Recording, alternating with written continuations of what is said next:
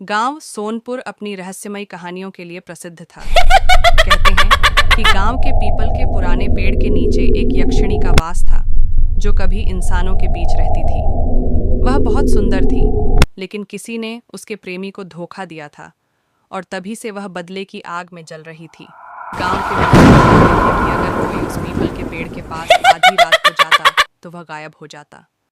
एक दिन गांव में एक शहर का युवक विवेक आया। वह निडर और पढ़ा लिखा था। उसे भूत प्रेत की कहानियों पर विश्वास नहीं था। गांव वालों ने उसे यक्षिणी के बारे में बताया, लेकिन उसने इसे सिर्फ एक कहानी समझा और हंसकर टाल दिया। अगर सच में कोई यक्षिणी है तो मैं उसे देखना चाहता हूँ। विवेक ने तय किया कि वह आधी रात को पीपल के पेड़ के पास जाएगा और यक्षिणी के अस्तित्व को परखेगा। जैसे ही रात गहरी हुई, वह अपने मित्र रघु के साथ वहां पहुंचा। हवा में अजीब सा सन्नाटा था। पेड़ की शाखाएं डरावनी लग रही थीं। अचानक एक ठंडी हवा का झोंका आया और विवेक ने महसूस किया कि कोई उसके करीब है। एक मधुर लेकिन भयावह आवाज आई, कौन है जो मेरे क्षेत्र में आया है? विवेक और रघु ने इधर-उधर देखा।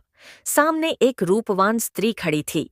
उसकी आंखें चमक रही थीं और उसका स्वर मानो मंत्रमुग्ध कर देने वाला था। तुम कौन हो? विवेक ने हिम्मत कर पूछा। मैं इस गांव की यक्षिणी हूँ। सदियों से मैं अपने प्रेमी की मृत्यु का बदला लेने के लिए यहाँ हूँ। सदियों पहले मैं इसी गांव की कन्या थी। मेरा नाम सुमित्रा था। मैं एक ब्राह्मण युवक राजन से प्रेम करती थी, लेकिन गांव के जमींदार भीमसेन को यह पसंद नहीं था। भीमसेन ने साजिश रचकर राजन की हत्या कर दी और मुझे जलाकर मार दिया। मरने से पहले मैंने प्रतिज्ञा ली थी कि मैं अपने प्रेमी की मौत का बदला जरूर लूंगी। अब तक मैंने भीमसेन के पूरे वंश को खत्म कर दिया, लेकिन अब भी मेरा बदला अधूरा है। विवेक को अब समझ आया कि गांव के लोग क्यों डरते हैं।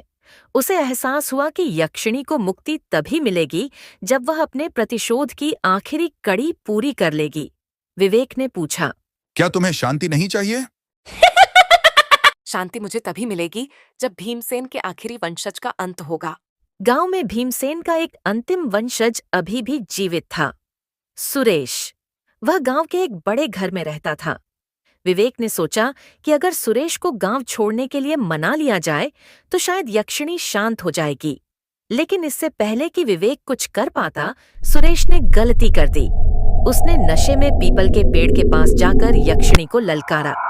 यही उसकी आखिरी रात थी।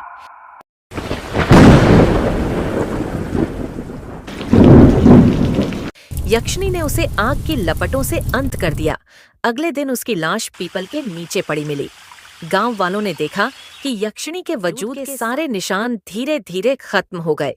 हवा अब पहले जैसी ठंडी नहीं थी और पीपल का पेड़ भी अब सामान्य लग रहा था। विवेक को एहसास हुआ कि यक्षिणी का बदला पूरा हो चुका था और उसकी आत्मा मुक्त हो गई थी। गांव वाले भी अब निडर होकर वहां जाने लगे और इसी के साथ यक्षिणी का बदला पूरा हुआ।